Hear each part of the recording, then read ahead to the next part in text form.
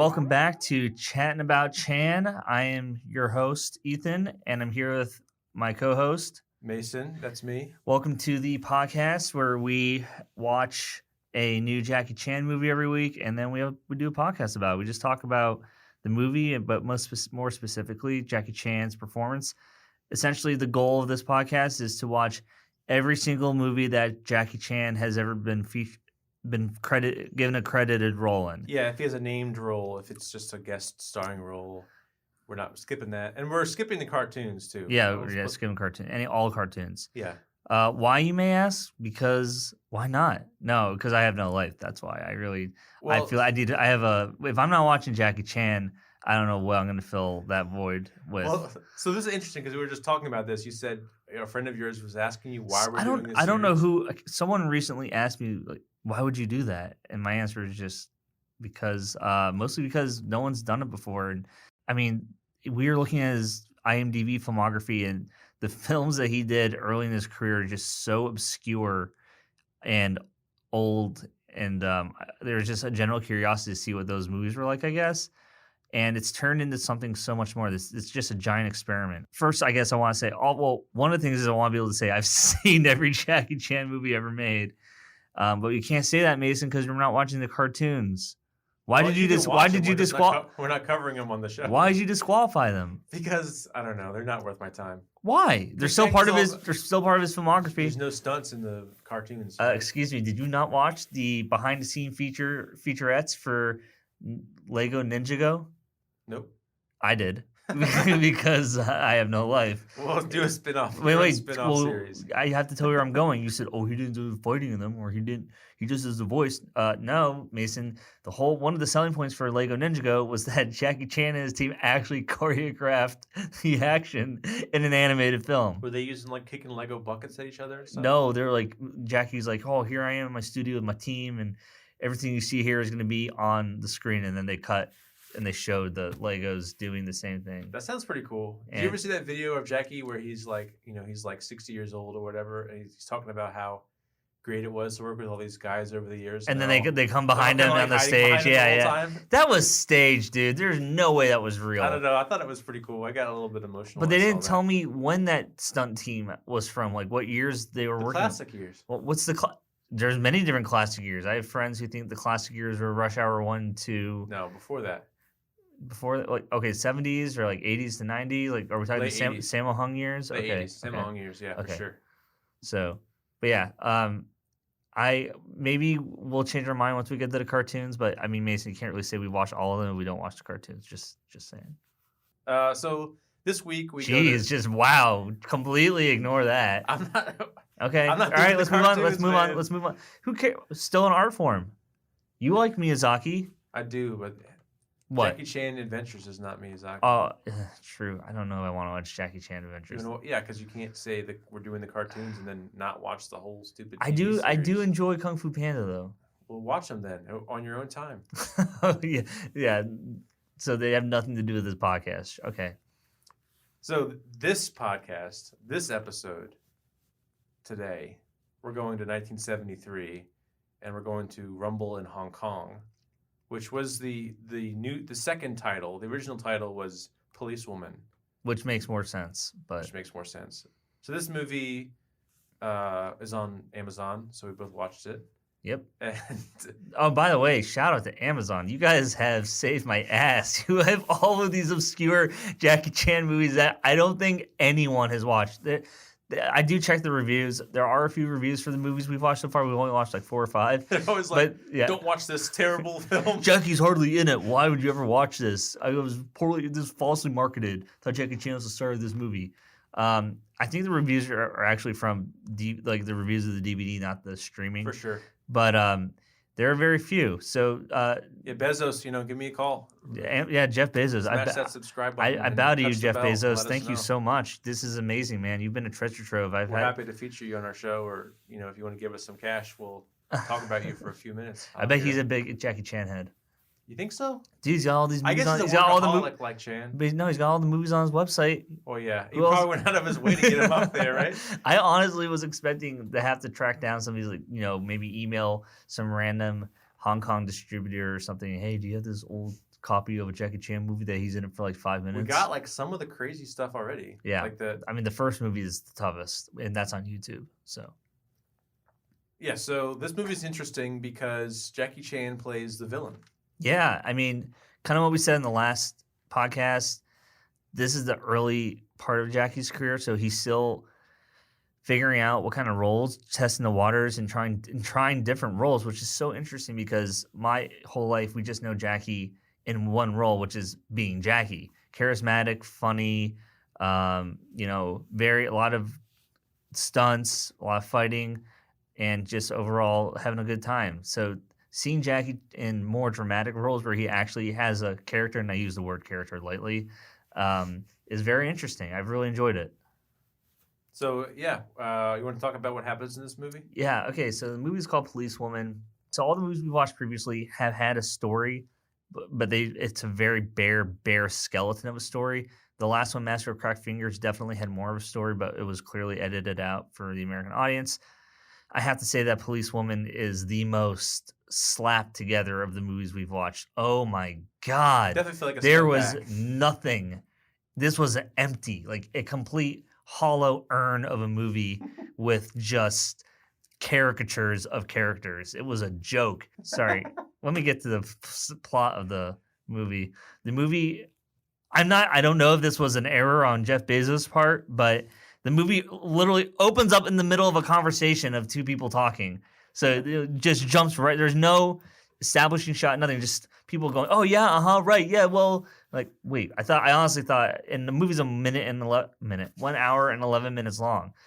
So basically, the movie is about there's a gang in Hong Kong. They established that in the very beginning of the movie. And then it cuts to a woman who's being harassed by some gang members. And she gets into a random cab. She goes, driver, pick me up, please, get me out of here. And she gets in the cab, and she gets in the cab, and then she just dies. And she hides a purse in the back of the cab. And she doesn't hide it very well, but she kind of just puts on the back of the seat by the window. She hides a purse, and then she goes, did she say take me to the police station? They go to the police station, and when they get there, she's dead. She's already dead, yeah. And the guy goes, oh, is she okay? He goes, oh, she's dead. And then it just cuts to the next scene. After this woman dies in a taxi cab, the gang member, the mob leader of the gang says, and oh, by the way, Jackie Chan, his role in this is that he is the enforcer of the gang, or like the leader of the enforcers. He's the muscle. And he's having a meeting with the gang boss. He goes, I really need that purse. And whoever gets that purse for me will get a $100,000 bonus.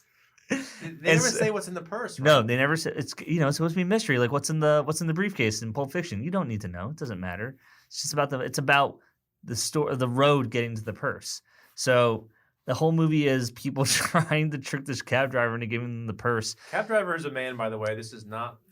Policewoman has not been introduced. Oh, sorry. Yeah, I didn't even. The movie's called Policewoman.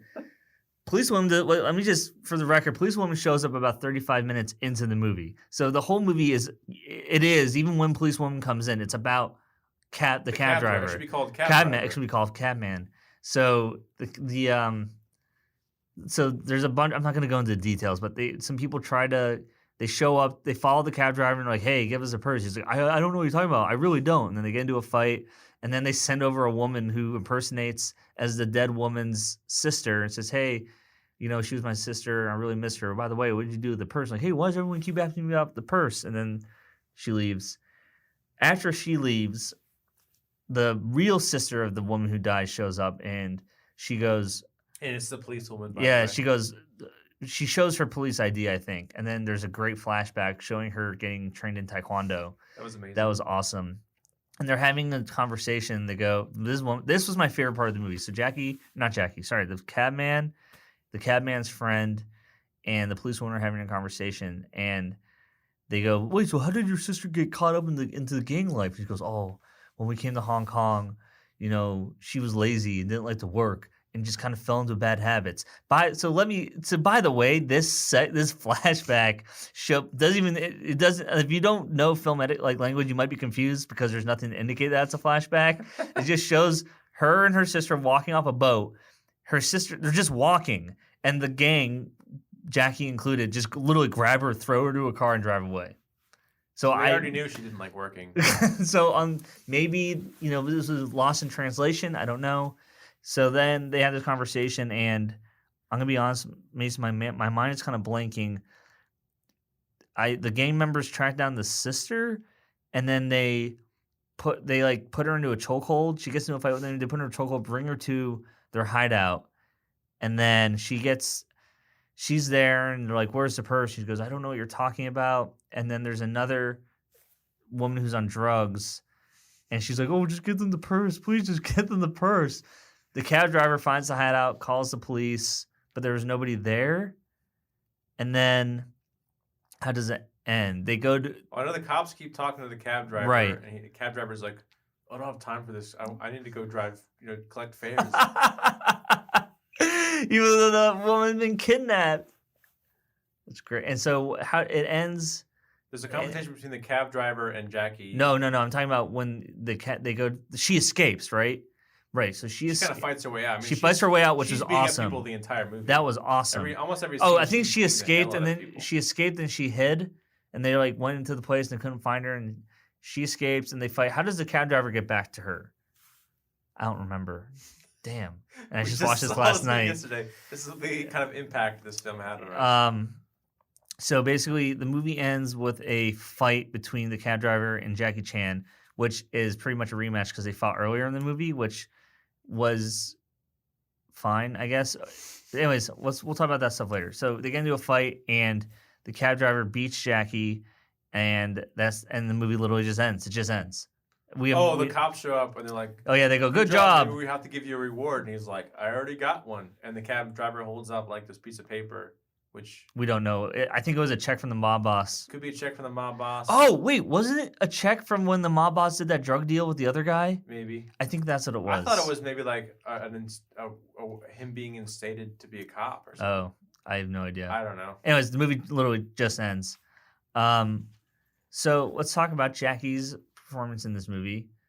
Great mole. He's known as the man with the mole. The whole movie, he's like, the cab driver goes, "Oh, who was there? There were like 4 guys. One of them had a really big mole. And this mole is horrible. It's definitely painted on. I'm positive when they did a close-up, there you could see the brush strokes. Well, it's like a visual gag, right? It's not so, I don't know if it's supposed to be a gag. I think this movie is supposed to be kind of serious. Level. It's it's beyond Austin Powers level. It's like the size of his ear. Yeah, it's huge. It's huge. It definitely... Well, there's a scene where the cab driver is talking to the cops, and the cops are like, "What are we going to do, arrest every man with a mole in the city?" This is definitely something you need surgically removed because it's deadly. Anyways, it's huge.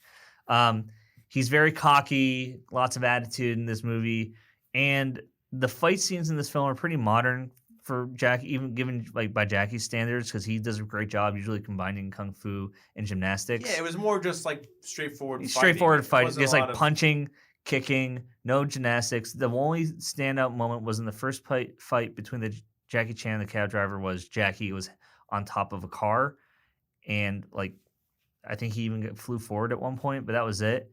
At the end, and he was it the cab driver or Jackie? The cab driver punches through the windshield and just starts wailing on Jackie, who's driving the car. Ridiculous. The cab driver was trying to get away, and Jackie was trying to hit him with his car very slowly, and then the cab driver jumps in the car, punches through the windshield, and just starts wailing on Jackie, and then I think they get in a crash, and then Jackie down for the count. Yeah, let me just say that. In this movie, there is no question that the policewoman kicked the most ass. She was awesome. Plus, there was even a good part where it was like, "What are you gonna do? Write us a ticket?" And then you meet a maid, and then she kicked their butts. It was awesome. But the fighting she was doing was advanced. It was fast, quick, creative, compared to everyone else. All the men in the movie were just throwing punches. Yeah, she was good. She was good. So yeah, that's pretty much it. It's not much. The movie was bare bones. This was a complete ripoff of Foxy Brown type movies in the United States. Minus they're trying to mimic the tone, but it's still weirdly there was a different. By the way, more prudish, right? Oh, super prude. But did you notice that there was a different song every couple seconds, every 2 minutes? It would in the middle of a scene they'd be talking, and one song would stop, and another would just start playing, and completely change the mood of the scene. Lots of zooms as you would expect, but they definitely were trying to go for it didn't really remind me, but they were trying to go for something like Shaft or Foxy Brown. They're definitely a Um, heavy nod to that, but it just again it was like, you know, it's just a weak attempt to yeah, cash in on a a trend, Chinese knockoff, right? a huge Chinese knockoff. But Oh, yeah, and by the way, I'm looking it up. This movie was filmed in 35 days. wait, it took that long? There's a movie I love that came out recently called Bone Tomahawk. They filmed that movie in 12 days.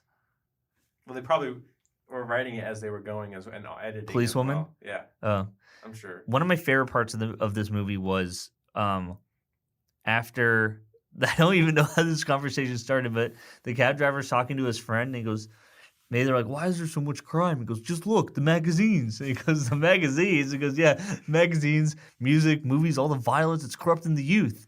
He goes, you know what? I think the government should ban all of them and then fund more money, I think, into education. They were like, yeah, pop culture is ruining kids' minds and making them turn to violence. It was pretty funny.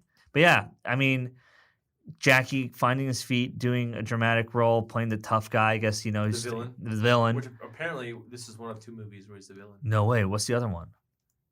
The other one is called Killer Meteors. Oh, that's cool.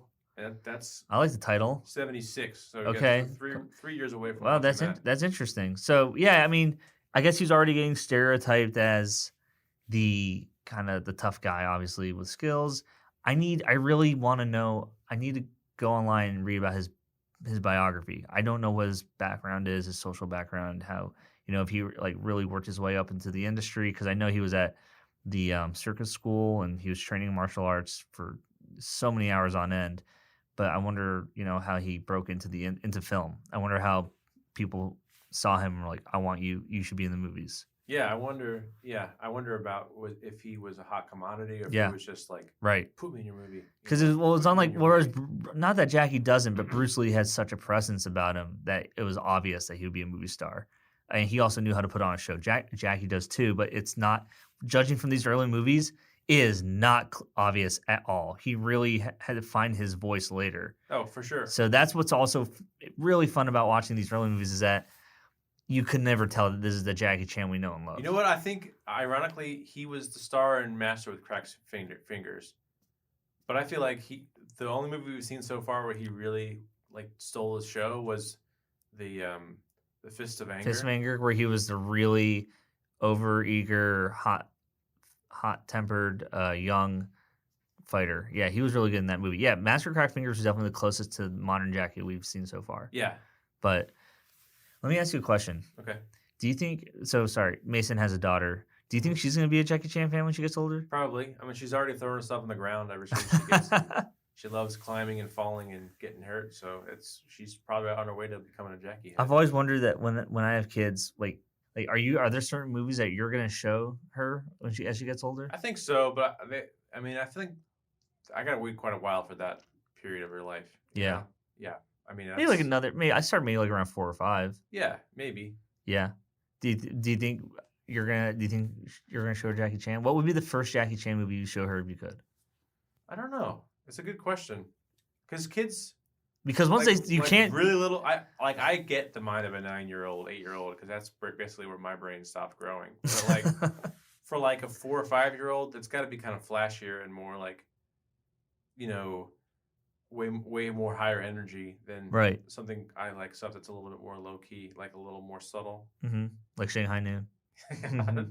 So I don't know. Yeah, okay. It probably would be like a Rush Hour. Yeah. No, dude. You got to go with like a Who Am I or Meals on Wheels.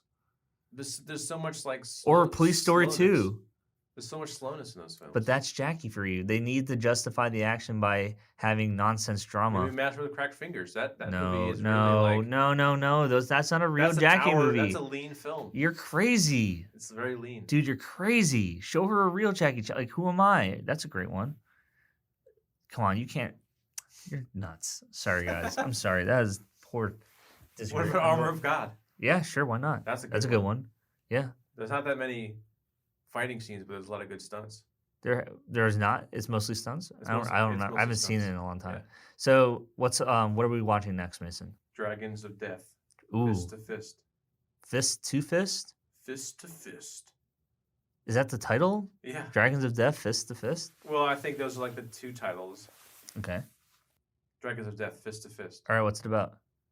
What year?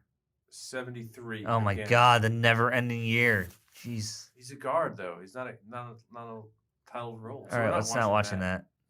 Hold on, I'll pull up him on IMDb. Fist of Anger. So 1973, Fist of Anger is next.